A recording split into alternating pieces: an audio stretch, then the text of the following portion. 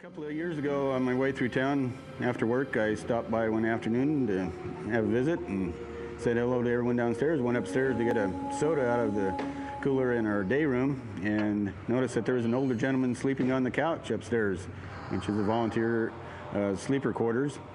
And you know, when you discover someone sleeping unexpectedly, and I didn't recognize the man, and you know, I felt kind of embarrassed, so I went back downstairs and mentioned to Kathleen that I'd seen someone that I didn't recognize sleeping on the couch up there, and said, well, who is that? And she said, I don't know, there shouldn't be anyone there. And a couple of minutes later, she went upstairs and checked, and she didn't find anyone. I walked in and I saw 2 fire trucks, and I sensed a presence, but I didn't know who it was.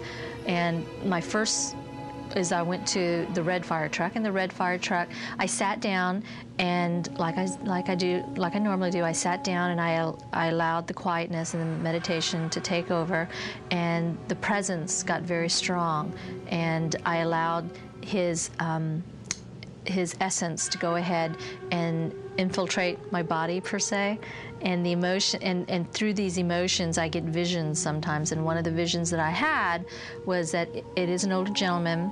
He has white hair, whether it's salt and pepper or white. There is white in his hair. He is a gentleman who had problems with his heart, sadness, a lot of sadness, mainly guilt.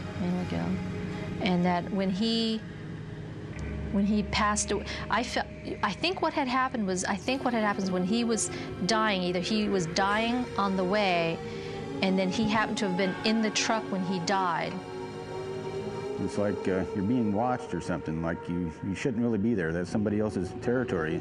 And these days, that's the back bay is where we store our old engines. The original T&D and Devils Lake old engines are stored back there.